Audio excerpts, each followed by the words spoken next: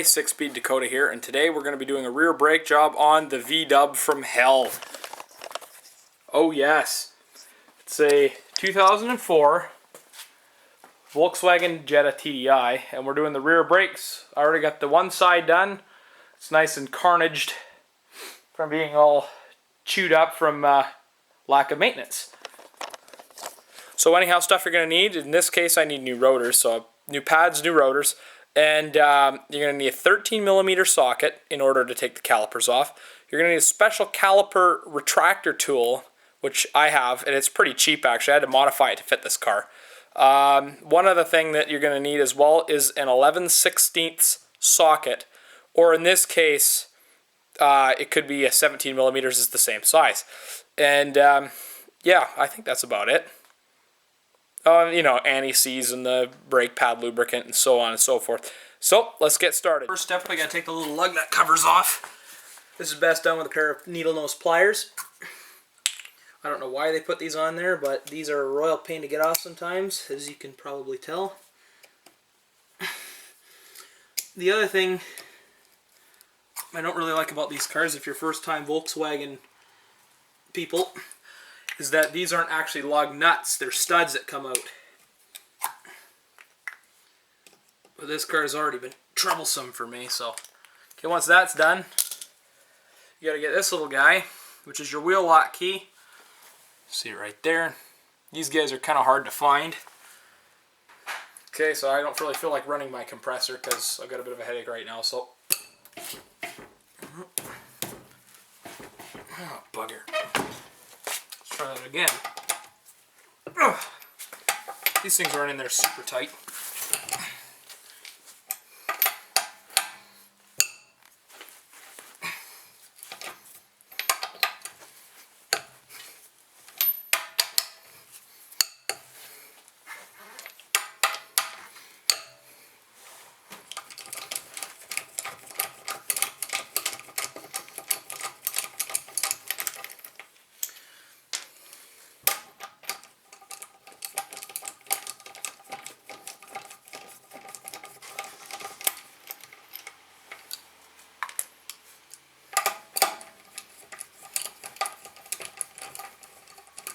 I can already tell this wheel's going to be stuck on there by the rusty water coming out of here. The other side I need to use my BFH to get off. So I guess we'll find out in just a second.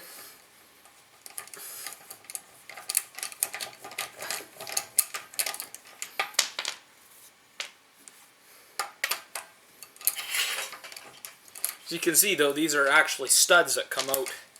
Just in case you never worked on a European vehicle before, BMW and Mercedes does the same thing.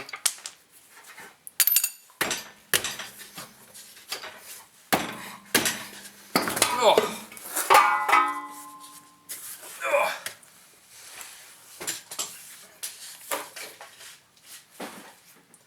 There we go.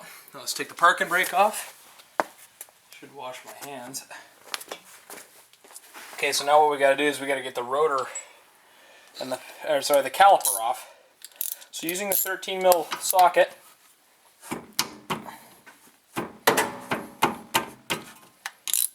now sometimes these guys here will actually spin. In that case you can either use a wrench or I like to use a pair of channel locks.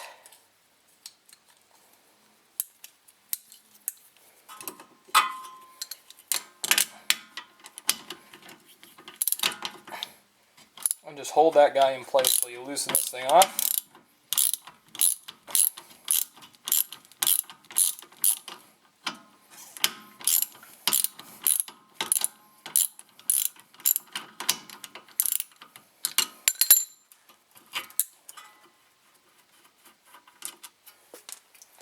And same thing with the bottom one.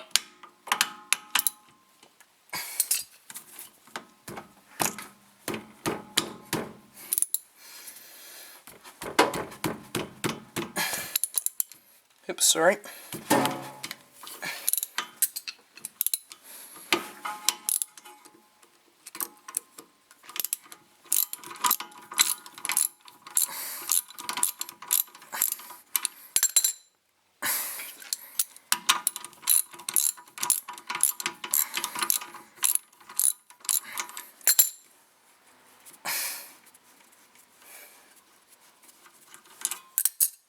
Now just slide the caliper off. You may need to coax it with a hammer or a pry bar. There we go. Now this is a screw type caliper. One of the ways you can tell is by this little parking brake lever on the back of the caliper is a telltale sign.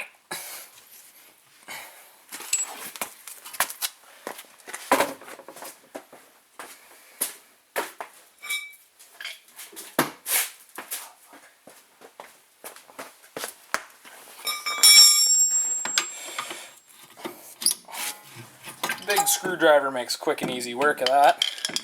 So now, pop these pads out.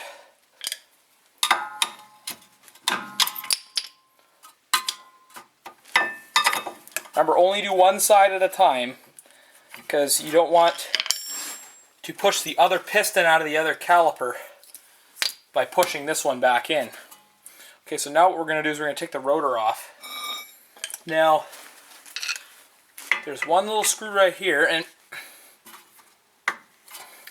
most of the time I seem to get lucky with these and they just pop right off. If not, you might need to use an impact driver. Worst case scenario, you're going to have to drill it out.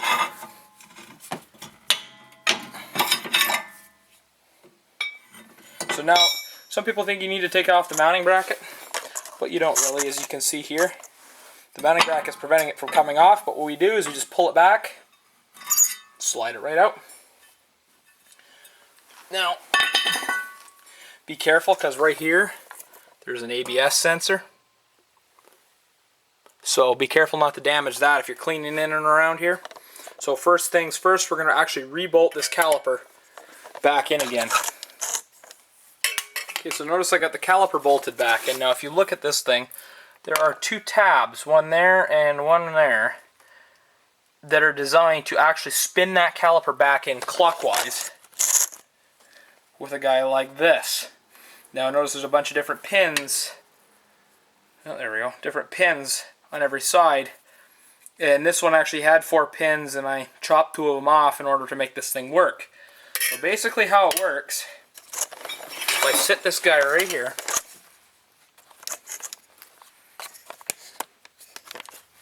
now, the reason I got it anchored in there for now, and it's not fully bolted in or nothing, but what we do is we take this guy, we use a 1/2-inch drive extension on the right side. There we go. Set my ratchet to tighten. Now these 2 little tabs hook into those 2 little notches in the caliper, and we actually spin the piston back in. And this one seems to be doing the same thing that the other side was. And it just feels like it's spinning in place. So unfortunately, we're going to have to crack the bleeder screw. So if your piston's not going back in, first thing you need to do, using a pair of vice grips, you need to pinch off that line, make sure that the vice grips are protected so that you're not going to chew up that brake line. And obviously you need to crimp the flex line. Don't crimp the hard line. Take the little cap off.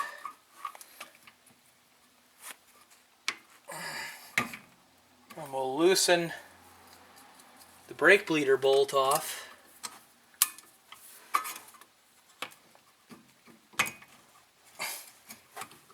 Damn it. Okay, so now that I got the bleeder screw cracked, now what I can do is push on the caliper from the back and spin this piston, and you can see the brake fluid actually come out of the bleed screw, which means that the piston's slowly coming back in.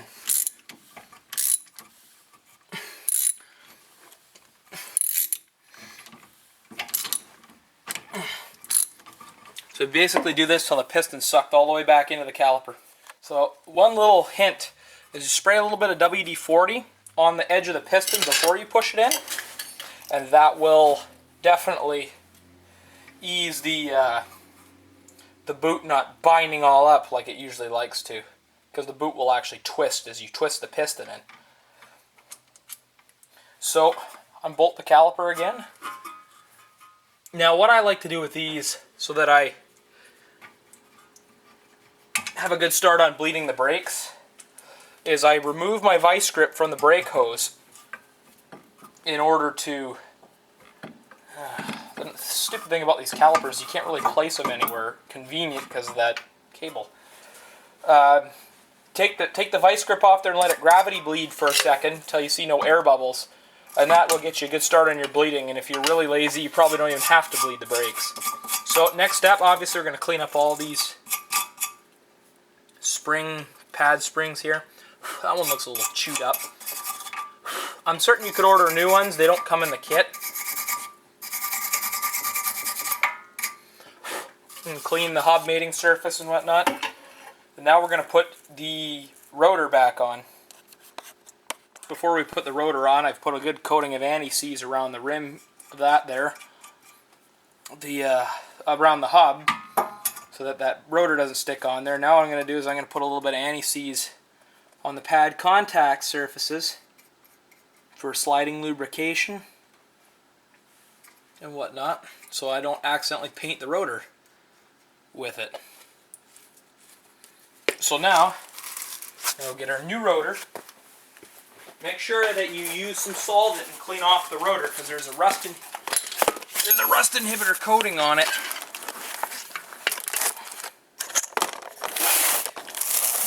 Oops. There's a coating that inhibits rust, and we want to, while they're sitting in storage, it's like opening presents on Christmas time. So what we're going to do, take my paper towel and soak it with some unidentified solvent.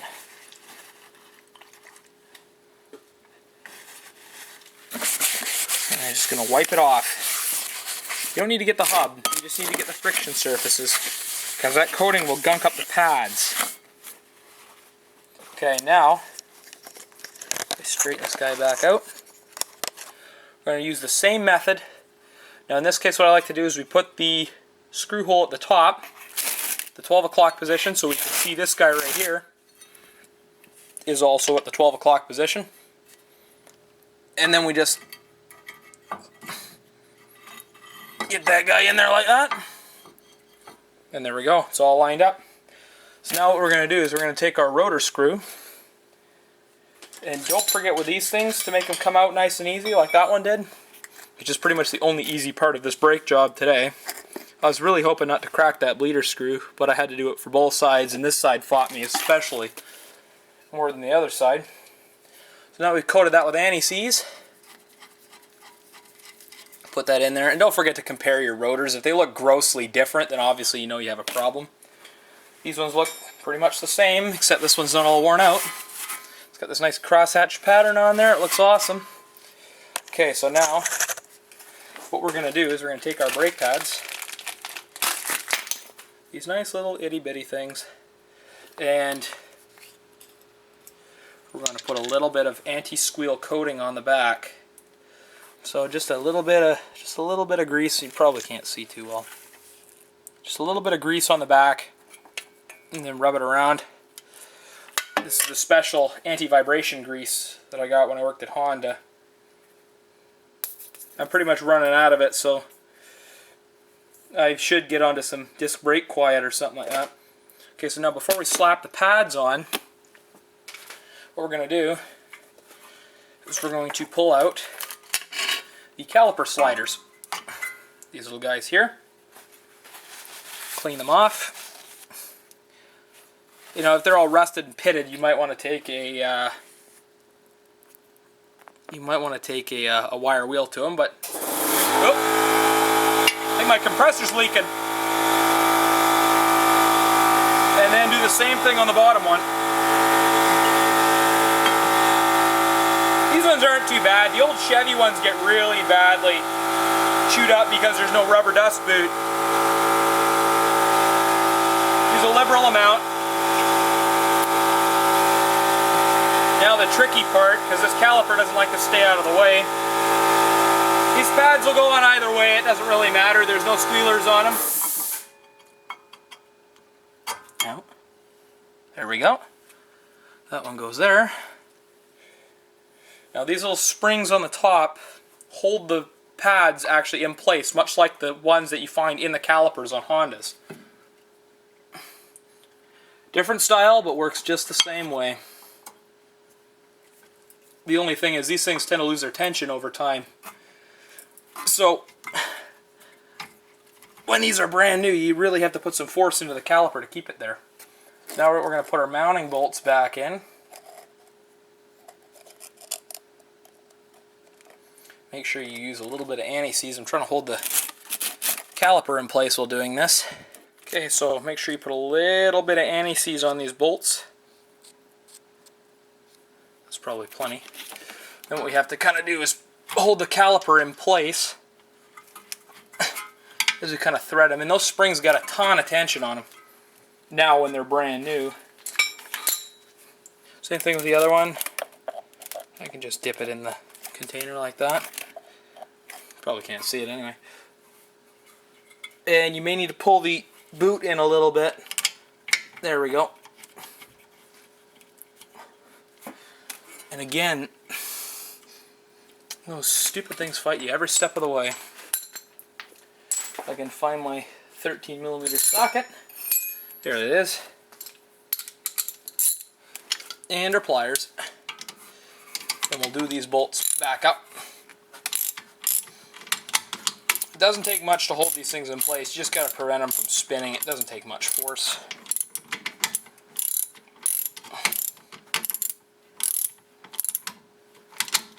And then once you start to snug them up, there we go. There we go. So that one's snug. Same thing with the bottom bolt. Oop.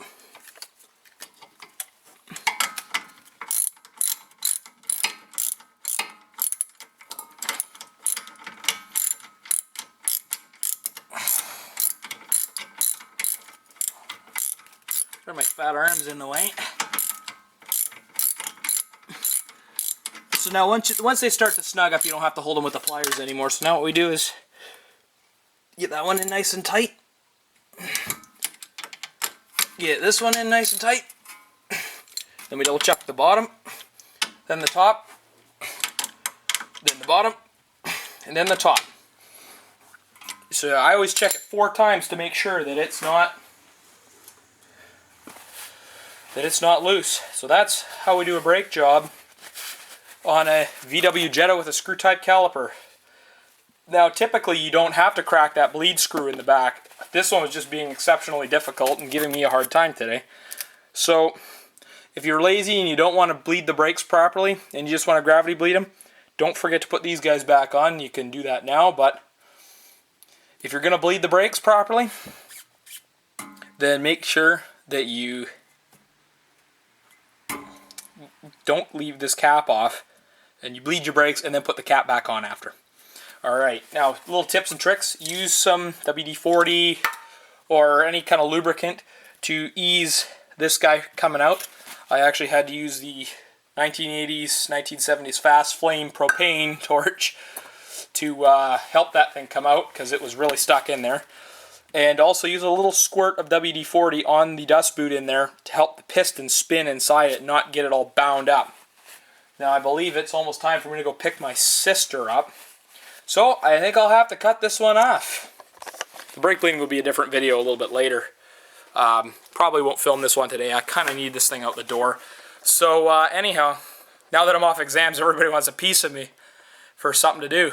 Alright, so thank you for watching, everybody. I hope you enjoyed this. If you did, like, subscribe, and all that good stuff. And remember, now you can follow me on Facebook and Twitter, so if you got any questions, don't hesitate to ask. I love answering questions. And I got something a little bit special coming up. I got a brake controller install in my truck when it gets here. So more on that when it comes. So thank you, everybody, for watching, and take it easy.